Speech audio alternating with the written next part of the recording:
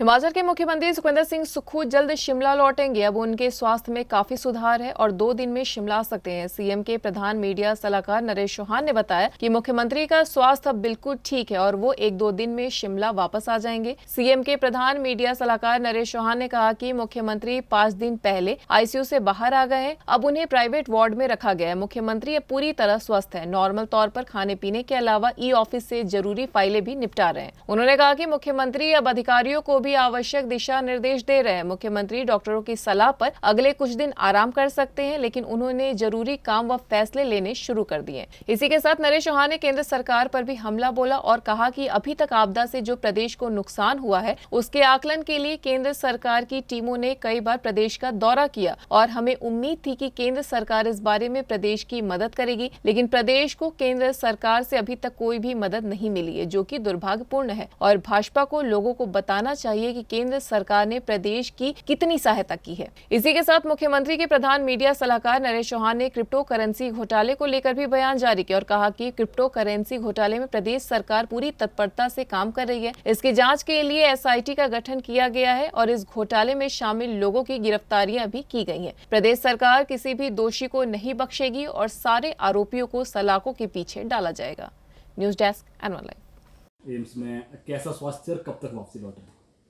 मुख्यमंत्री जी के स्वास्थ्य के लेके जो अपडेट है वो पिछले कुछ दिनों से एम्स दिल्ली में जो उनका उपचार चल रहा था उसमें आज की डेट में जो आप लोगों के माध्यम से मैं प्रदेशवासियों को भी, जो उनके वेलविशर थे, उनकी सेहत को लेके जो चिंतित थे लोग प्रदेश में, उन सभी को ये जानकारी देना चाहता हूँ कि मुख्यमंत्री जी अब स्वस्थ हैं। उनके स्वास्थ्य में बड़ी तेज़ी से सुधार हुआ है और 1-2 दिन के अंदर, अगले 1-2 दिन के अंदर मुख्यमंत्री जी शिमला वापस आने वाले हैं। आप ये समझें कि वो दिवाली से पहले, कल भी हो सकते हैं या परसों तक, मुख्यमंत्री जी शिमला वापस आने वाले हैं और हॉस्पिटल से ऑलरेडी आईसीयू से वो बाहर निकल चुके हैं और वो ठीक है कि जो डॉक्टर्स हैं और उनकी टीम है जो उपचार कर रहे थे उन्होंने उनको आराम की सलाह दी है।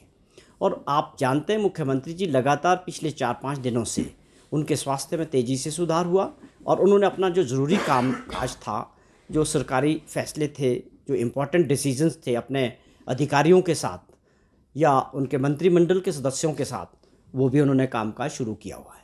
तो ये हमारे लिए, सबके लिए एक बहुत खुशी की खबर है कि हमारे मुख्यमंत्री जी 1-2 दिन के अंदर जल्दी प्रदेशवासियों के बीच शिमला पहुंचने वाले हैं।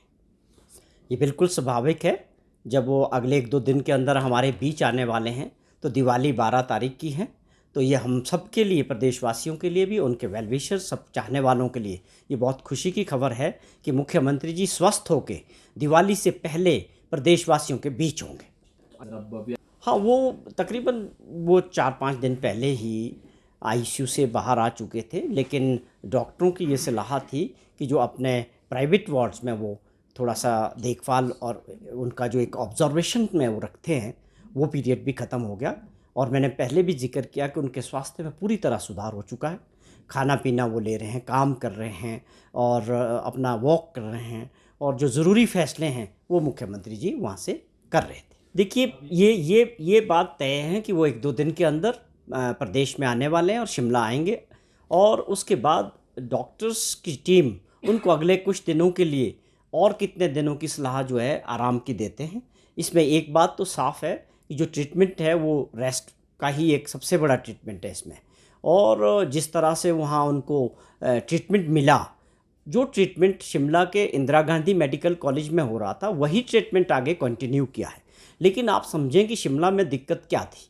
सबसे बड़ी दिक्कत थी कि जो उनके चाहने वाले लोग थे, मिलने वाले थे, वो पहले दिन जब वो यहाँ रहे तो आपने देखा कि किस तरह से medical college, Indira Gandhi medical college में लोगों को मिलने वालों का तांता लग गया। तो उनका जो प्रोटोकॉल था, एम्स में जाने के बाद ये सबसे बड़ी सुविधा रही कि वहाँ पर मिलने का बिल्कुल भी अलाउ नहीं था और उससे बहुत तेज़ी से स्वास्थ्य में भी सुधार हुआ।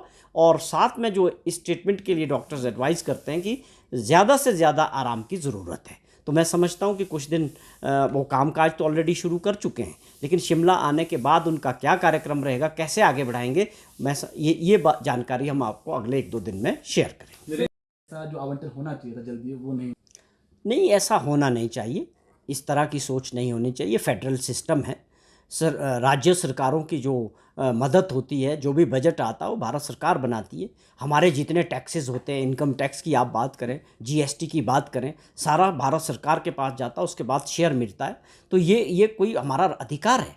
अगर हम आज बुरे वक्त में थे, हमें सहायता की ज़रूरत थी, हम स्पेशल पैकेज की अगर मांग कर रहे हैं, तो ये मानवता के आधार पर भी होना चाहिए था और अधिकार के आधार पर भी होना चाहिए था। ये हमारे प्रदेश के लोगों का अधिकार भी है कि भारत सरकार की जिम्मेवारी भी है कि ऐसे वक्त में हमारी मदद करें।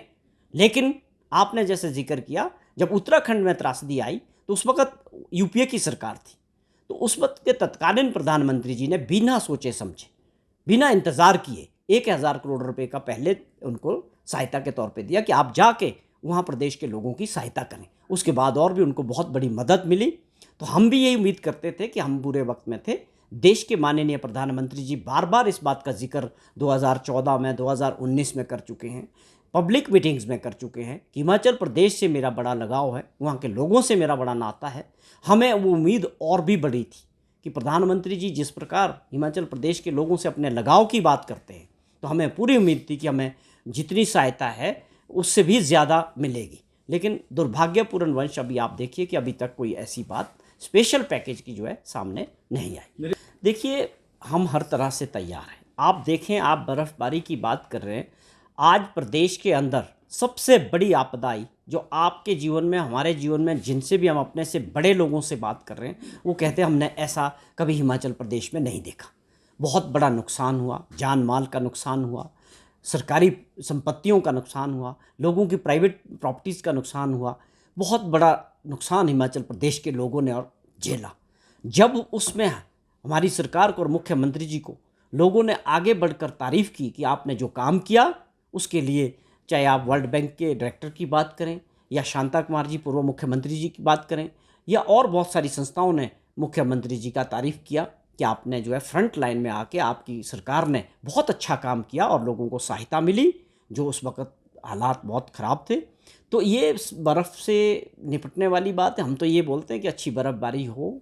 हम पूरी तरह से, हर तरह से इस आपदा के बाद हम इतने एक्सपर्ट हो चुके हैं इन चीज़ों के लिए। हमेशा हमारा पूरा मैकेनिज़्म तैयार रहेगा, हर महकमा तैयार रहेगा, तो इसमें कोई बड़ी दिक्कत वाली बात नहीं। देखिए, हम तो बार बार, हमारी सरकार और माननीय मुख्यमंत्री जी और सरकार ने पूरी तरह 3 फेस में अपना जो भी नुकसान आपदा के लेके बरसात में हिमाचल प्रदेश का हुआ, और उसके बाद हमको एक उम्मीद भी थी कि 2 बारी टीमें भी आई, भारत सरकार ने टीमें भेजी। उसका मतलब था कि हमें एक उम्मीद थी कि हमने जो कुछ भेजा है, जो भी असेसमेंट थी, हर तरह से हमने भारत सरकार को भेजा था। और उसके बाद उनकी टीमें आई और उन्होंने दौरा भी किया प्रदेश का, और उसके बाद हमको पूरी उम्मीद थी कि उसके एवज़ में हमको जो है राहत मिलनी चाहिए थी। मुख्यमंत्री जी ने भी मुलाकात की थी, प्रधानमंत्री जी से भी की थी, होम मिनिस्टर से भी की थी, और वो एक प्रदेशवासियों के लिए उस वक़्त एक ऐसा दौर था कि हमको मदद की ज़रूरत भी है, और इस उम्मीद के साथ कि हमको कुछ स्पेशल राहत पैकेज जो है भारत सरकार से मिलना चाहिए। हिमाचल प्रदेश एक स्पेशल कैटेगरी स्टेट है। आप समझते हैं, इसमें जो योजनाएं हैं वो 90-10 में या 80-10 में होती है। तो हमें यहाँ भी एक उम्मीद थी कि हम पहाड़ी राज्य है, गरीब राज्य है, हम पे आपदा आई थी, तो हमें पूरी उम्मीद थी कि भारत सरकार और माननीय प्रधानमंत्री प्रदेशवासियों की और सरकार की मदद करेंगे। पर वो मदद अभी तक हमको नहीं मिली है। लेकिन जो भाजपा के हिमाचल प्रदेश में जो नेता हैं, बार बार बयानबाजी करके इस बात को मैं आप लोगों के माध्यम से, सरकार की तरफ से भी और कांग्रेस पार्टी की तरफ से भी, ये उन सभी नेताओं से पूछना चाहता हूँ कि आपको भी प्रदेश की जनता को बताना चाहिए कि आप लोगों के क्या प्रयास रहे। क्या आपदा नहीं थी? क्या नुकसान नहीं हुआ हिमाचल प्रदेश में? जब हुआ है तो आप लोगों के क्या एफर्ट्स रहे? आप लोगों ने प्रधानमंत्री जी से या भारत सरकार से कब यह आग्रह किया, ये प्रदेश की जनता को बताना चाहिए, और कितना पैसा आपने मांगा प्रदेश की जनता के लिए? ये बात जो है भाजपा के बड़े नेताओं को हिमाचल प्रदेश में साफ करनी चाहिए। सर, भुज और उत्तराखंड, देखिए, क्रिप्टो करेंसी में बहुत बड़ा फ्रॉड हुआ, इसमें कोई शंका नहीं है। जो सामने आया है, जो एसआईटी बनाएंगी, तत्काल इस मामले पे राज्य सरकार ने एसआईटी बनाई, और एसआईटी ने, मैं समझता हूँ, बहुत तेज़ी से काम किया, बहुत तेज़ी से इसमें गिरफ्तारियाँ हुई। 17-18 लोग जो है अरेस्ट हो चुके हैं। जो इसके मेन किंग पिन हैं उनके ऊपर भी काम हो रहा है। और बड़ी एसआईटी की मैं इस बात को लेके बहुत तारीफ़ करता हूँ। जो स्टेटस रिपोर्ट कल या परसों माननीय हाई कोर्ट में भी उन्होंने दी है, उसमें साफ जिक्र किया गया कि बड़े पैमाने पे इसमें तकरीबन लाख लोग के करीब जो है इसमें इन्वॉल्वमेंट है, और जो भी लोग इसमें दोषी है उनको किसी भी कीमत पे बख्शा नहीं जा रहा है, और उनके द्वारा अर्जित की गई संपत्तियों को सरकार एकदम से जब्त करेगी और उसकी कुर्की होगी। तो ये अपने आप में बहुत बड़ा एक लोगों के साथ धोखा हुआ है। लेकिन जितनी तेज़ी से ये एसआईटी ने काम किया है उसके नतीजे जो है हम और आप देख रहे हैं कि ये सारे लोग जो भी इसके पीछे होंगे, कोई भी व्यक्ति जो है बचने वाला नहीं।